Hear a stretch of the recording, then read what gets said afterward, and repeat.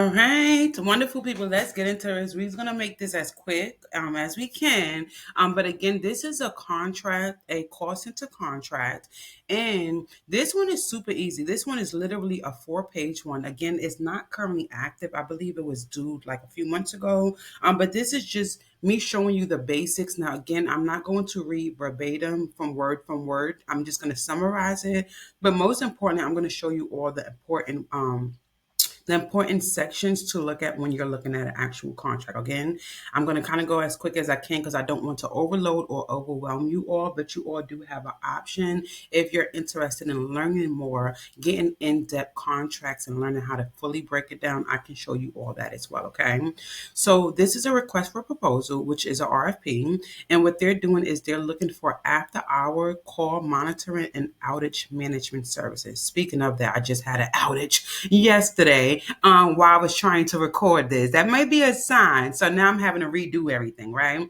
But let's get into it, okay? So the first thing is the introduction, okay? So it's pretty much letting you know the introduction. They're just introducing themselves, letting them know who they are, right? The city of Fountain, they're seeking proposal from qualified vendors to provide after-hour call monitoring and outage management service, okay? So that's what they're looking for. That's who they are. They're the city of Fountain, and they're looking for after-hour services, okay? So people to answer the calls after hour. Pretty much they go. They just have a quick, simple, straight to the point goal. Like we just want to ensure reliable, professional, and efficient communications with customers during non-business hours, including weekends and holiday. So literally, they're just looking for a call center that can be reliable, that can provide professional communication with their customers during the non-business hours, weekends, and holidays. Okay.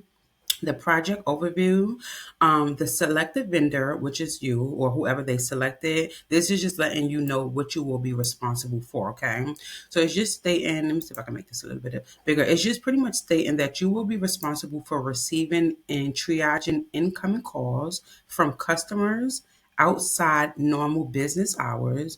You're going to be responsible for logging and escalating service interruptions, any outages, emergencies, according to the protocol. And they will let you know what the protocol is. Communicating with on-call utility staff, and then just providing outage tracking and reporting services. Okay, so I'm going to break it down a little more. What they ultimately are saying is just that, hey, we just want you all to receive incoming calls from customers when they call in. We want you all to log the information. Logging just pretty much means writing down the information. So using a system that your agents will be able to just type in the information.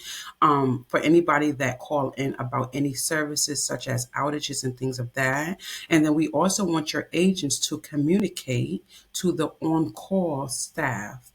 And also they want you just to provide the report and information that your agents actually, documented. That's easy. It's literally easy. You hire some agents, you tell them exactly what they're responsible for, pretty much taking the calls. And then once they take the calls, your agent is not responsible for fixing the issue. Your agent is just responsible for reaching out to the actual on-call staff, letting them know, hey, Shamika called in her services, she have an outage, and just reporting the issue. So the next thing is the scope of work, which is important. The scope of work is pretty much going to let you know the services that they want. Scope of service or scope of work, it's just letting you know, hey, this is the work that we want you to do. Okay, we want you to answer after our calls. So 24/7 availability. So they want your team to be available 24 hours, which again, you would just staff accordingly. If we know we got 24 hours in a day, you're going to set up some shifts, which is probably about three shifts, maybe like a 8 to 4:30 shift, a 4:30 to whatever time, a 12 o'clock shift, things of that. So pretty much just making sure that you have available agents during those times. Okay. The next thing that they want is just answer the calls promptly and professional. Like we're not asking you to go do the most. We're just saying, hey, when you answer the calls, just answer it in a reasonable time. And also just be professional. Don't pick up the phone like, yo, what's up? Pick up the phone like, thank you for calling such and such, Then they want you to triage the call by issue type. So depending on what the issue type is, your agent is just responsible for sending the calls to the appropriate team, such as if it's the outage team, the emergency team, the billing team, whatever it is, right? And then also they're stating, hey, route non-urgent issues to the appropriate contacts. For follow up during business hours. So what that just saying is, hey, if it comes down to non-urgent issues, such as if somebody want to pay a bill, that's not really an urgent matter. So hey, we just want you to route those calls to the appropriate person, and then that person will follow up during business hours. Okay. So far, easy peasy, right? So far, we understand who they are, what they're looking for, what they're needing, right? Now, the outage management support. The outage management support, what they're just saying is, hey, we want some support when it comes down to managing the calls, right? So we would like to receive a report from customers. And again, all of this is literally using systems. There's a system, a CRM system that you can use where when your agents get the call, you can have them fill out the notes, have them document the call, okay? So they're just saying, hey, we would like a report when your agents when the customers reach out to your agents. We just want a simple report, right? We just want to know what happened. We want you to report it to us, okay? Notify and dispatch on call person. So whoever's on call, they just want you all to notify and dispatch that on call person, letting them know, right? Track and update the outage information, provide outage status updates to the customers if it's available, right? So ultimately, what they're just saying is, hey, we just want a report, okay? We want a report pretty much just with this information. And again, it's a simple CRM system where your agents can just fill out the notes. And then once all your agents fill it out at the end of the day or bi-weekly, whatever they're requiring, you would just download a whole file and just send it to them, okay? The next thing is integration and reporting. So they're just saying that, hey, we want your company, to be able to integrate with our existing utility systems, their OMS, their GIS, whatever system they have. We just want to make sure that you can integrate with that. Now, the good thing is, from what this is saying, is they do have systems already. You just normally have to integrate your phone system, and then also integrate your system so that way, they can have some information. So, good thing is they literally have the systems. You're just integrating what you have and putting it to what they have as well. They're also asking for daily, weekly, and monthly reporting on call volume, response time, outage incidents and resolution time, and then the ability to interface with web-based outage map or mobile if needed or necessary. Okay. So ultimately, what the reporting is saying is, hey, each day we would like a report, whether it's at the end of the day, whatever it is, each day we would just like a report. Every week we want to report, and then every month we want to report. And the report that we want, we just simply just want some information, which is just the call value, right? How many calls did your agents take that day? What was the response time out of those calls that they took? How long did it take for your agents to answer the call and things of that? Okay, so again, this is normal in the call center life. This is normal. They want a report. They want to just see, like, hey, I want to get a feel of how many calls are coming in and things of that, okay? Hold on, I'm sorry. So the next thing is vendor qualifications, okay? Now I know vendor qualifications and requirements trip a lot of you all up, especially if you're new and you never, you don't have experience, you don't have qualifications, or you feel you don't have qualifications and requirements, right? So the vendor qualifications, now I want to keep in mind and give you all a gem and a pro tip, okay? When it comes down to a lot of these RFPs, normally they're going to say, hey, we would like qualification people, we would like people that have experience, right? But the key factor to all of this is literally you want to look at words such as shall and must. Are they saying, hey, you shall have experience, or are they saying you must have experience, right? Now, if it's a must, yes, then maybe move on to another contract, right? But if it's just saying shall, then we can help and we can actually write our proposal based on what we can do versus what we have done, right? A lot of times, if you don't have experience, don't gear your proposal based on experience. Gear it towards what I can do. Like, is there such thing? Let me show you what I can do. Even though I ain't do it yet, let me show you what I can do. So a lot of times, as long as you write your proposal in a way that shows what you can do, what you can offer.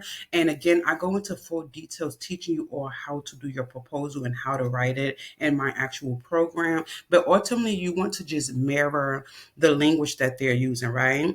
So if they're saying, hey, we want you to answer the calls, we want your agents to be professional, just right. We are equipped, to provide qualified, trained agents and things of that nature. Okay. So what they're saying is that, and then again, another thing is it says proposal should demonstrate the ability. So it's not saying that, hey, we need to see that you did it. It's just saying that, hey, you should demonstrate the ability to do this. Okay.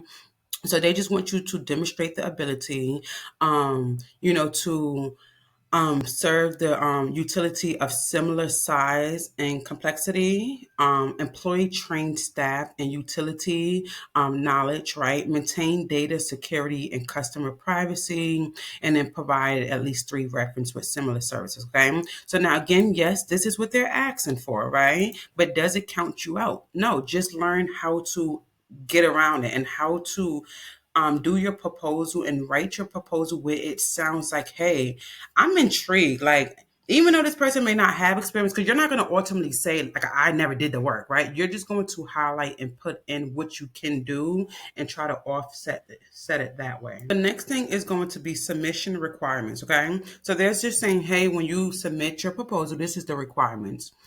They want a company overview, right? So just a company overview, the legal name, the address, the year in business, the structure and ownership, such as how you have your business structure. What is the ownership, right? Are you 50% of the owner, whatever the case is? Information for your RFP questions. So contact information for RFP questions. Simple, right? You give them that for the company overview. The next thing that they're asking is service description. We would like for you to provide a detailed explanation of services to be provided, staffed in the training plan, and call handling and escalation words. Okay. So again, just draft it, make it sound good. And again, I do teach you all how to draft and how to submit your proposal just on the words that you can use, right?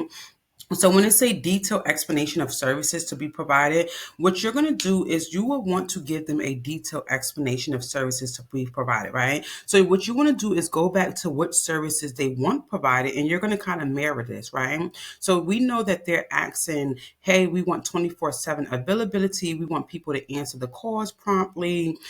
We want them to be able to triage the call by issue type. So you're just going to literally mirror this, not word from word, but mirror it to what you're going to provide, right? And so ultimately, you're going to give them a detailed explanation of the service you're going to provide. We will provide a well-trained staff, experienced, staff. We're going to provide 24-hour services. Excuse me, y'all. Give me just a moment. Okay, sorry, I was drinking some water. But ultimately, you're just going to give them details, right? So, something, and I'm just thinking off the top of my head, but just something along the lines of where planning, or I won't even say we're planning, but something along the lines of we will provide a, trained, experienced staff that will be answering calls 24 hours, or we're going to provide 24-hour coverage with expert or experienced agents that will answer the calls 24/7, that will provide, genuine, whatever the case is, right? And again, I'm just thinking off the top of my head, but again, I do give full details on how to actually do it. But ultimately, just be detailed. Use some of their words on what you're going to do.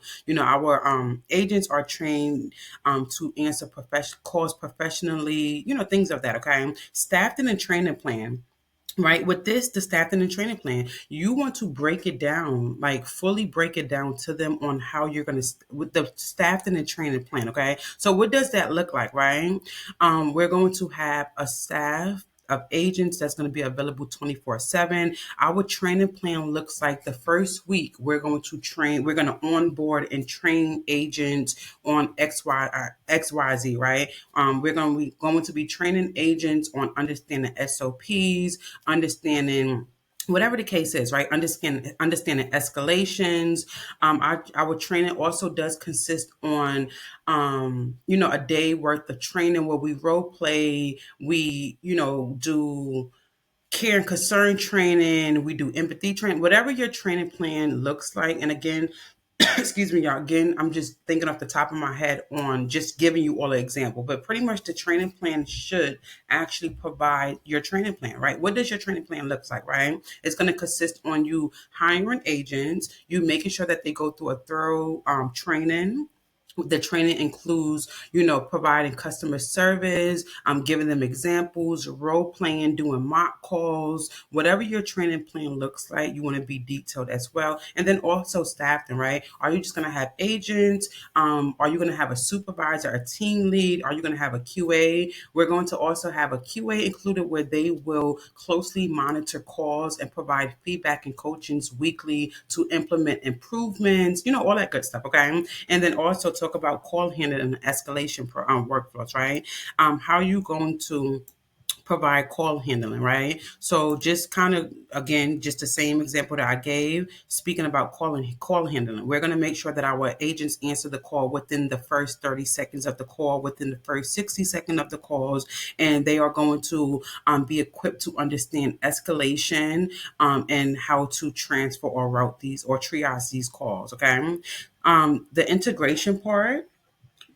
So for the integration part, just a description of the actual platforms that you may use, integrate integration capability, data reporting tools, and sample reports, right? So by chance, you can send them an example of the reports, what that looks like, right? Remember, maybe it's a section of the member's name, the time, the core reason, how long it took, for the issue to be resolved, things of that, right? So you just kind of either show them an example or just explain how you're going to be reporting the information, okay?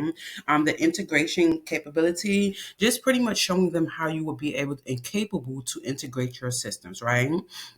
So again, that's not hard at all. And then the pricing. So what they're saying is that, hey, we would like a detailed pricing structure per call, per outage, or flat rate. So you have an option, of how you're going to price it, any additional or optional services and fees. So with the pricing, they're just simply like, hey, how much you going to charge for the service, right? So ultimately, when you do your cost proposal, you can be detailed. Now, do you have to write verbatim? I'm going to pay my agents $15 an hour. I'm going to have 10 agents. I'm going to do this. You don't have to do that. You can just literally let them know that your flat rate, and then let them know what it includes, right? It includes U.S. agents if you're going to be using U.S. agents. It will include a staff of 24-hour services where we are, staffed and then making sure the service level is proper, all that good stuff, right? It is also going to include, yada, yada, yada, whatever it's going to include. And again, I'm just kind of thinking off the top of my head, but just make sure that your pricing, you do provide details. You don't want to just send them a pricing sheet that says, $240,000 and that's it. You kind of do want to break that down a little as well. And then also any additional optional services and fees if you have any. But ultimately, the detailed pricing, you do want to kind of just let them know that, hey, this will cover a team with 24-hour staff, and including the holidays. This will also cover weekend coverage or whatever it is that it will cover the overhead, whatever it is that you want to put in, depending on how you actually do your cost proposal. You just want to kind of make sure you're a little detailed with that, okay? Now, reference, because I know some of us get choked up on this one too, right? So it's saying they would like reference, contact information for at least 3 utility clients in case studies or project summaries if available, okay? Now, again, it's saying if available. If you're new and you don't have any reference, then obviously this wouldn't be available, and it's not a deal breaker, right? But they're also saying, hey, contact information for at least 3 utility clients, right? Now, some of you all, may get choked up a little with this, but for reference, what I would say is if you literally don't have experience or reference, just gear your proposal towards reference. Maybe it's personal reference, maybe it's people that you worked with in the past and things of that.